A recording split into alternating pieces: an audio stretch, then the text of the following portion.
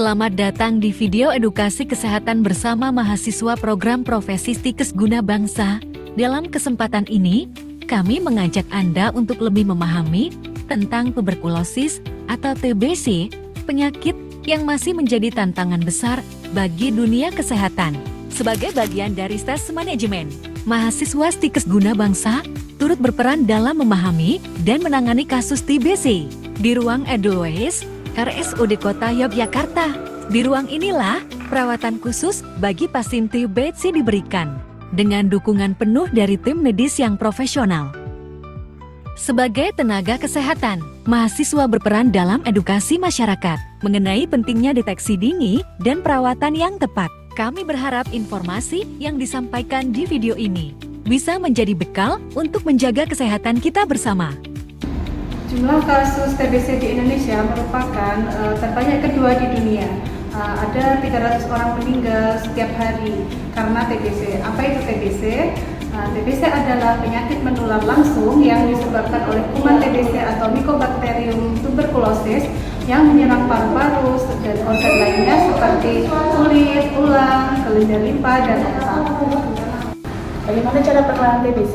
Cara pengenalan TBC dari percikan air ludah yang keluar saat penderita TBC batuk, bersin, tertawa, atau bicara. Kuman TBC akan terhidup oleh orang yang berada di sekitarnya. Kemudian siapa saja yang berisiko tertular penyakit TBC?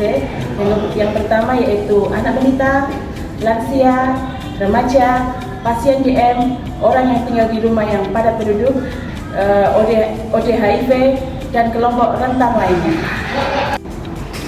Tanda dan gejala TBC pada orang dewasa yaitu batuk sudah lebih dari 2 minggu, dengan gejala penyertanya yaitu demam, berat badan, keringat malam, serta sesak nafas dan nyeri dada.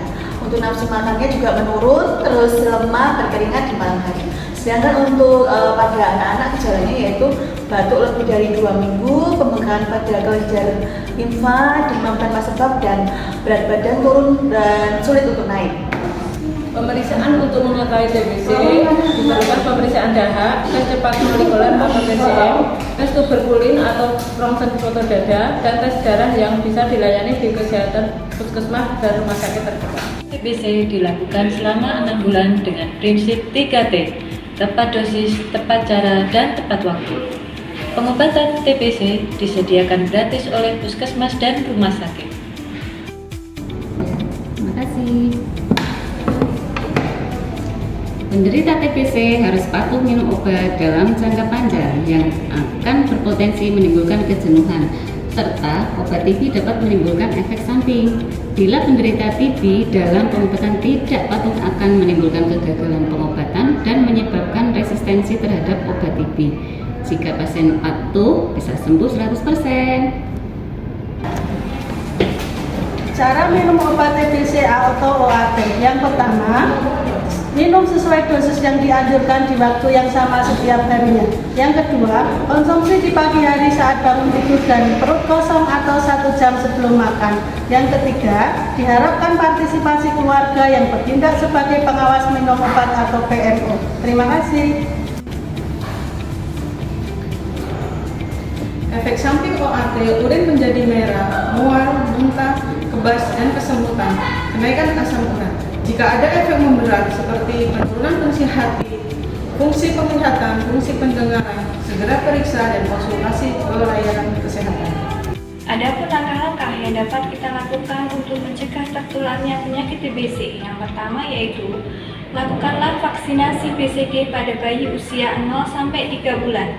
Langkah yang kedua, lakukan pola gaya hidup sehat dengan makan makanan Bekerja yang sama dengan bergizi RSUD dan Kota menghindari Yogyakarta. asap rokok. Langkah yang ketiga yaitu usahakan agar ventilasi udara di dalam rumah terbuka sehingga sinar matahari dapat masuk ke dalam rumah, dan kita selalu memakai masker di saat kita berada di gerai. Bagi penderita TBC, minum obat teratur, tidak meludah sembarang, menutup mulut jika bersin maupun batuk, memakai masker jika bepergian, makan makanan bergizi, olahraga dan kontrol rutin sesuai jadwal. Bagi yang tinggal serumah atau kontak erat dengan penderita TBC, pola hidup sehat, dan bila ada gejala TBC, segera lapor atau periksa fasilitas layanan terdekat. Dipersembahkan oleh mahasiswa profesi Nerstikes Guna Bangsa Yogyakarta tahun 2024 bekerja sama dengan RSUD Kota Yogyakarta.